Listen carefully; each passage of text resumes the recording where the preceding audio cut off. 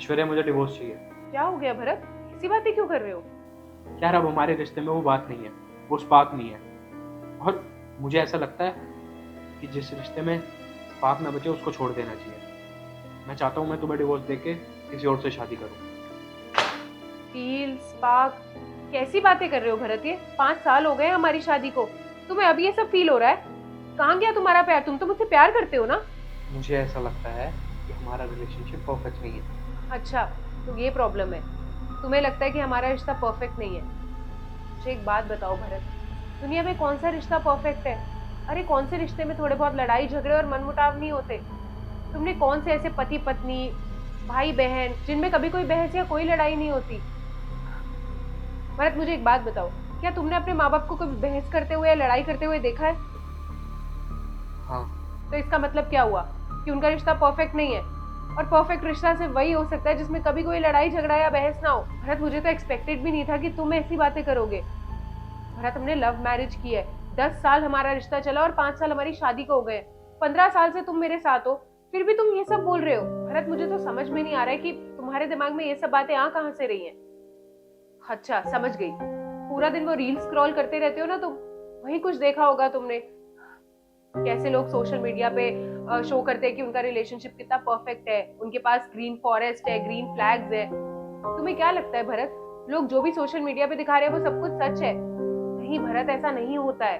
घर में वो लोग भी एक दूसरे से लड़ाई झगड़े करते होंगे, उनके ओपिनियंस डिफरेंट होंगे, उनकी भी किसी ना किसी बात पे बहस होती होगी। वो सोशल मीडिया पे एक अच्छी पिक्चर पोस्ट कर रहे हैं या एक अच्छी फैंसी रील बना के पोस्ट कर रहे हैं, इसका मतलब ये नहीं है कि उनका रिलेशनशिप परफेक्ट है।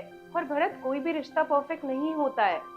अरे तुम एक अलग इंडिविजुअल हो, मैं एक इंडिविजुअल हूँ, तुम्हारी अपब्रिंगिंग अलग है, मेरा बैकग्राउंड अलग है, ओपिनियन में डिफरेंस होगा और इसमें कोई बड़ी बात नहीं है।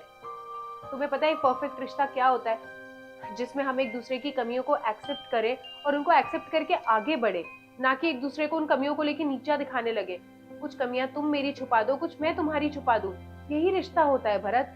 इम्परफेक्शन में परफेक्शन ढूंढना ही एक परफेक्शन है। तो भरत तुमने ये तो सोच लिया कि हमारे बीच में स्पार्क नहीं रहा, हमारा रिश्ता परफेक्ट नहीं है, लेकिन तुमने ये नहीं देखा कि हमारा रिश्ता कितना प्यारा है। हम एक दूसरे के साथ नोक झोंक करते हैं, एक दूसरे के बेस्ट फ्रेंड्स हैं। और भरत मैंने देखा है, तुम्हारी भी तुम्हारे मम्मी पापा से बहस हो जाती है, तुम्हारी अपनी बहन से भी लड़ाई होती है, तो इसका मतलब क्या? तुमने उन्हें छोड़ दिया, तुम उन्हें छोड़ के आगे बढ़ गए? नहीं ना।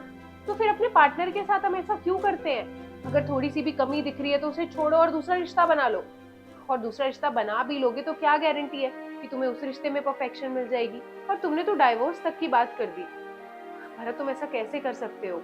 अरे डाइवोर्स लेना हर चीज का सोल्यूशन है क्या? मैं समझ गई हूँ, कल हमारी एक बहस हो गई थी, एक लड़ाई हो गई थी, इसीलिए तुम ये सब बोल रहे हो ना।